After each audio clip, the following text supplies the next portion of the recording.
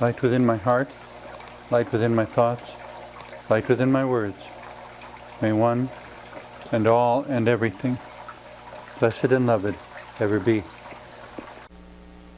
Welcome. I am Sister Who. I suppose one of the most challenging things about life in the universe in which we live is that everything is such a mixed quantity. The good and the bad, the beautiful and the ugly, and all of it affected so much by perspective. But I don't mean to be dismissive about any of the struggles and the harsh realities also. The challenge to living creatures, though, is to see more than just the surface appearances, and to understand that even when we don't think about it, we are seeing more than just the surface appearances. Things have meaning because of one's past experience, because of one's cultural and religious and linguistic context. Things inherently have meaning, and seeing things one way or seeing things another way. There are people who look at me and compare me to a traditional Catholic nun without face paint and wonder if this is some kind of satire or spoof or a put down of nuns, and I always insist absolutely not. Sister Who being Sister Who is no more a spoof or a satire of a traditional Roman Catholic nun than being a zebra or a donkey is a spoof or a satire of a horse. They're very different species intended for different activities, having different abilities and advantages and disadvantages. There are places that a burro or a donkey can go that a horse cannot.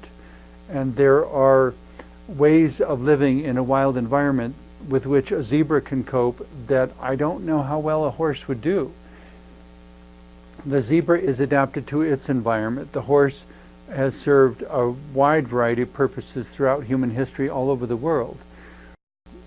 Allowing each thing to be what it is and not insisting on it being other than what it is, and allowing me to be me in this age, in this time, in this way, and inviting the possibility that there could be something genuinely beautiful and constructive about it.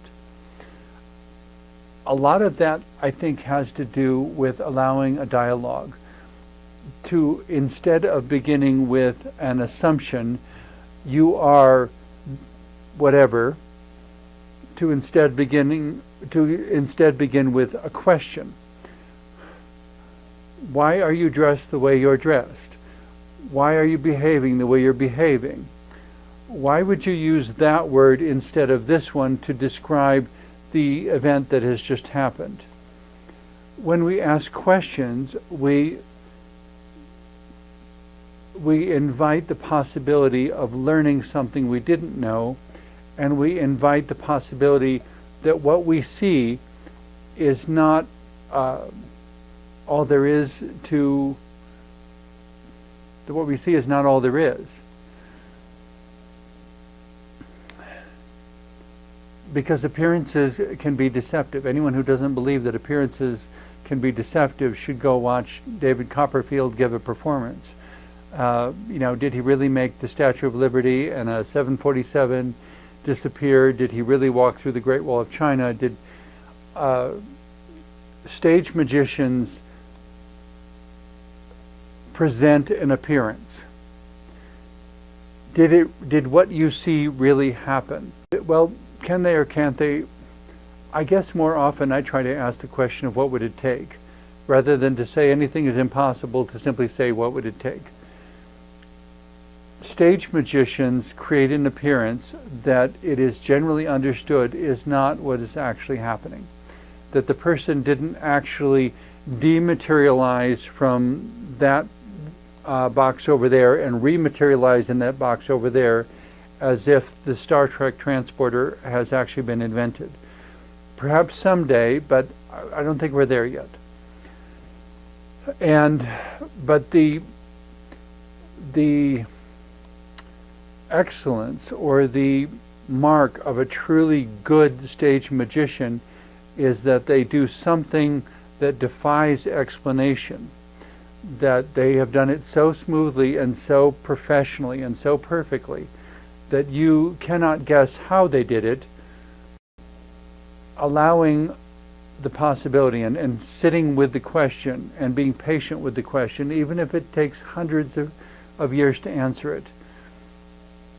How, if it's not impossible, how would it be possible? What would be necessary for that to happen?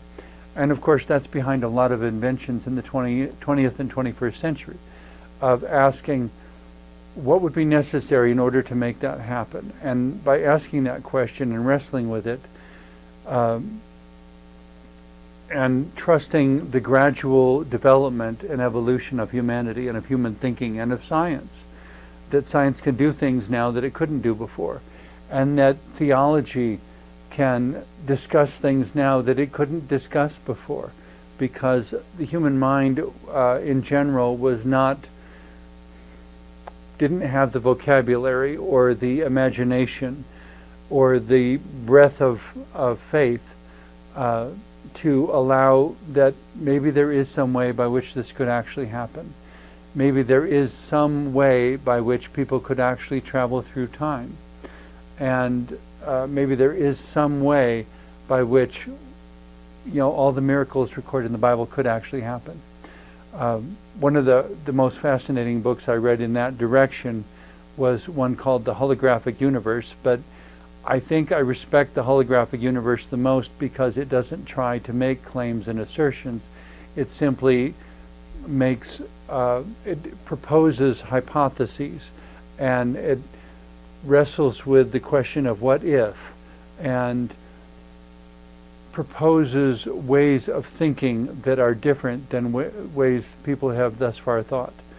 And if any of those things were true and could be employed, then that would explain it, but we don't have the resources at the present time to prove or disprove what's going on. We only can describe it as a matter of faith that might be possible by some means, but not a means that's known to current human thinking or current human science. Sequences of development and evolution, and recognizing that if one piece was pulled out of the sequence, the whole sequence would stop happening. Kind of like a row of falling dominoes. If you remove one, they'll fall to that point and stop, and the other ones will never fall. Applying that to one's life, considering that if I am here and I got here because of this sequence, at the present time, I'm once again back in a doctoral program attempting to finish a doctoral degree in what will now be called human development. And perhaps, I don't mean to date my shows by mentioning all this, but reflecting on the sequence of events that made the connection is really quite amazing, because there was someone with whom I made, I think, 1 or 2 contacts online, someone I've never met in person. We talked once on the telephone. I mentioned about having been dumped out of my doctoral program and what an injustice it was, and he mentioned this other school that I had never heard of before, and I contacted them, and one thing led to another, and now we're working on my dissertation ideas and how to complete this doctoral program. The person with whom I spoke in that one phone conversation, I've never heard from again. Any attempts I've made to contact him have received no response, and he has made no attempts to contact me. So it begs the question, was he only in my life for 30 seconds in order to make that connection? Because he was the domino between the 2 dominoes, and if he hadn't been there, I wouldn't be in my doctoral program now. And there's so many things throughout the last 28 years of being Sister Who that in which it was that kind of synchronicity. And I have to wonder if there is some kind of divine intervention going on, but I don't have enough information to say when or how, to prove it one way or another. I simply don't have enough information. And if there were divine intervention there, then why can't I get an answer over here? And why doesn't past experience make future experience predictable?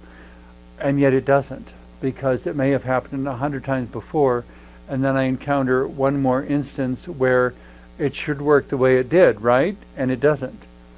And so then I have to figure out what changed. Or is it that this time it wasn't part of a different track that destiny or the divine has me on, that I need to follow this track, and because I don't know the track, I don't always know when I have made a turn that is perfectly in sync with the way things were supposed to be, whatever supposed to be means. The closest I've been able to come to that is what some people call deja vu experiences. The sensation of being somewhere and you see something, and I know that I've never been there before. This is the first time. I mean, historically, I know I have never been here before. And yet I look at this setting and this activity that is happening, and it is so familiar and so real that it's as if I absolutely have been there before. Or maybe I saw it in a dream a few years ago. If I saw it in a dream a few years ago and it's happening now, that suggests that during that dream, my spirit leapt forward in time to visit something that was going to happen and then jump back so that when I got there, it would look like something I had already seen. It's all a bunch of speculation from one perspective, and yet it has happened so many times in my life that I find myself continually wrestling with the question of, okay, what does it mean? And the only tentative answer I've been able to give myself is that it's a way of something greater than me affirming that my life is still on track. At which point I usually look up and say, this is on track, because it seems to be such a bizarre, winding way, making all these detours, and detours that make no sense when you're standing too close to them. And only afterward can I begin to understand why it was very important for me to have made that detour and picked up the skills that I acquired by making that detour.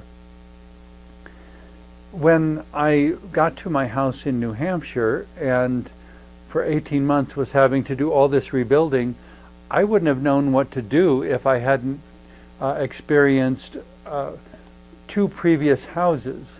The first one of the mobile home that I wound up gutting all the way to the studs and totally rebuilding. Everything I learned there, I applied to the next house that I lived in for 11 years and totally rebuilt. And all of that came to the third place, which was even a little bit larger yet. And it's like each one was bigger.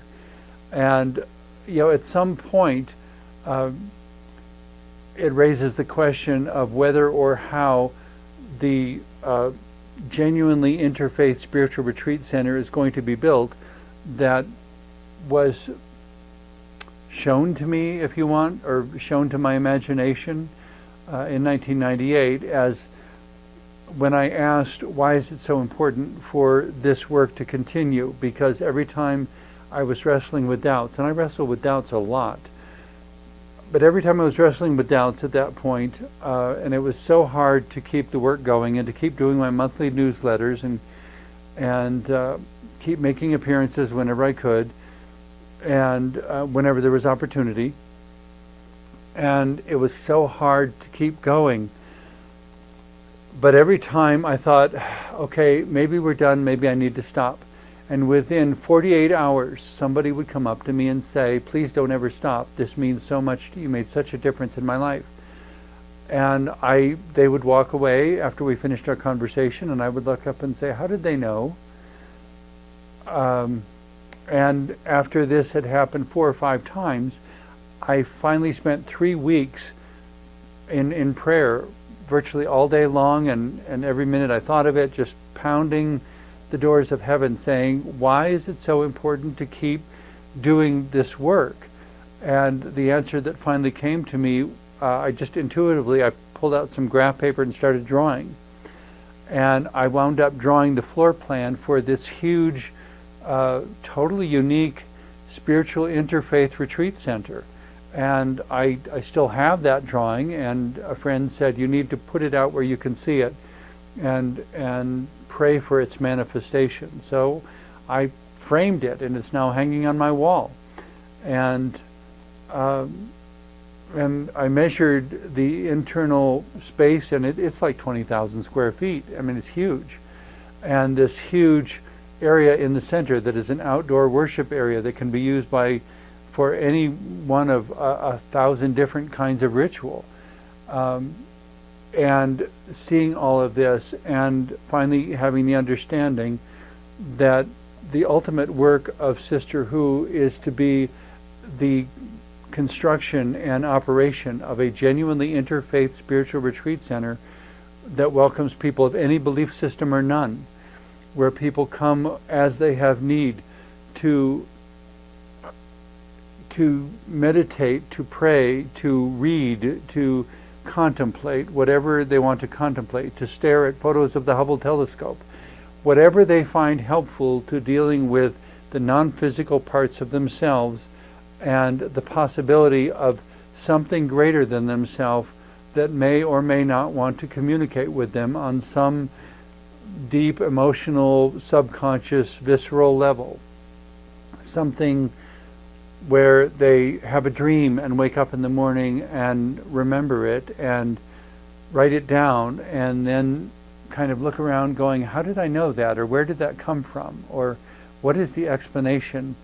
And yet, does it really matter where it came from, as long as it is something that empowers them to live with greater wisdom and greater love, and to make a gift to the world of their creativity and their ingenuity. And whether they become like Edison, creating a better light bulb, or someone who invents a new kind of automobile or transportation that is more ecologically friendly, and any number of things. Who first designed or who first invented Velcro, and who built the first wind generator, and all these different things that have so shaped the evolution of humanity and of human society. And any of these things could happen through any one of us, I really believe. But this deja vu experience of being somewhere and in the most unlikely places. And the other day I was out trimming some lavender off of a lavender bush that I'd grown, and something about the image suddenly flashed in my mind of, you've been here before. And part of me wanted to object, because where I'm currently living is such an objectionable context, with a lot of suffering and a lot of struggle, and my motorcycle being vandalized to the tune of $1,400 of repair, and the very unusual set of circumstances by which that cost was covered, because I wouldn't normally have the money to do that. And the struggles of life are so intense for me at the time of this recording. And in the midst of all that, to have this deja vu experience that is as if tapping me on the shoulder and saying, your life is still on track. I know this is very confusing and very frustrating and very difficult and very even depressing to have to endure so much victimization and have no way of advocating for myself or of extricating myself from it. And I guess that harkens back to the other time when I was in New Hampshire, and for 18 months fixing up this old house, and the struggles were so intense and the adversity was so monstrous. And after 18 months, I still found that I had to walk away from it, after just when I had brought it to the point of making things beautiful and functional, and now is when the good stuff really starts happening. And at that point, the local people deciding that they could not tolerate someone of my uniqueness and creativity and distinction living there, and essentially driving me out. And the sense I got from the house was that it was very thankful that I had made it beautiful one more time in spirit, and filled it with positive energy, but that it was more concerned that I escape than that I remain there and be further victimized by these people. But knowing that none of that could have happened without all of the experience that happened before it. But the reason that comes to mind at the moment is because in reference to deja vu experiences, usually I'll have one like every 6 months or so. But when I was at the house in New Hampshire, I was having perhaps a dozen deja vu experiences each and every day. And I even asked another spiritually oriented friend there, what possible meaning can I draw from this? I don't understand why I'm getting so many perceptions of having been here before. That instead of one every 6 months, I'm getting dozens of them each day throughout that whole time. And possibly that was just some sort of spiritual reassurance that as difficult and as painful and as horrendous as this experience is, it is absolutely formative and part of what is supposed to happen. And someday you really will understand, but for now you're standing too close to the experience to understand. And so because of all that reinforcement, I kept going and I kept trying and I didn't quit and I didn't walk away and I didn't give up, and I fought with it till the very end.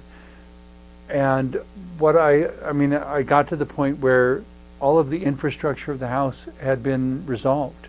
The wiring was positively completely safe now. It hadn't been before. The heating was positively safe. It hadn't been before. The energetic qualities of the house had been so dramatically improved. The plumbing for the house had been so completely redone that it was efficient in a way that almost frustrated the plumber. It was so efficient, and the joints were all so close together that he almost didn't have enough room to work. But all of it was in such a tight little spot that it eliminated the possibility of frozen pipes during the coming winters, because everything was so tightly, so it was so efficient. It was hyper efficient. More than any other house he'd ever worked on. And I hope and pray that somehow circumstances will allow me to return and finish what I started there, because I really was doing an exceptional job, but I was having to do it in a way and having to do it as a person that was so not normal and so out of the box, as people say, think out of the box. Well, in my case, I often say, what box? I don't remember any box. I've never been in a box. But I keep doing whatever I can do with the very best that I can bring to it, and doing such a remarkable job that it makes everything around it look positively ridiculous by comparison. But I have to do it in the way that an autistic person can do it, or rather than that the autistic person I am can do it. I don't know if any other autistic person would do anything the same way I do it. But if I'm the one living in it, it makes sense that it should be allowed, and that it should, more than allowed, it should be studied. And we should have lots and lots of dialogue about it, and how it wound up the way it is, and how it satisfies concerns better than anything else out there. I think there is that same kind of ingenuity within each one of us. I really believe that, but it needs to be allowed to blossom and to be, instead of being met with demands for conformity and being told, but you're not like anything we've known, and because you're not like anything we've known, we don't know how to be supportive of you. To which I would have said, well, I can tell you if you want to listen, but there has to be a dialogue where there is an openness to learning, there is an openness to embracing the change, there is an openness to embracing the evolution and the unfolding, and allowing things to be what they are, and allowing the platypus to be the platypus, and the zebra to be the zebra, and the mule to be the mule, and the donkey to be the donkey, and the burro to be the burro, and the horse to be the horse, and the camel to be the camel. and allowing them all their uniqueness so that they can be what at some level Mother Nature or the divine or the universe always intended them to be. There is so much to gain and so much to lose by driving things into limited human systems. Our economic systems and our religious systems and our governmental systems are so limited, and they all need to grow. But that kind of growing starts at a very individual level, with looking at the one who is totally different than you, and instead of being afraid, asking a question. And instead of saying, not in my neighborhood, not in my backyard, not in my church, not in my town, to simply say, what can we learn from this?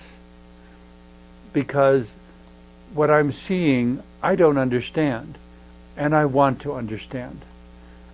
And what I'm hearing, I don't understand, and I want to understand. Will you be my teacher? And I imagine that question would hit a lot of people very strangely, because a lot of us don't think of ourselves as being teachers. But every person, every situation, every creature, every development has the ability to be a teacher. Thank you very much for watching. I hope something I've shared in the last half hour has been helpful to you.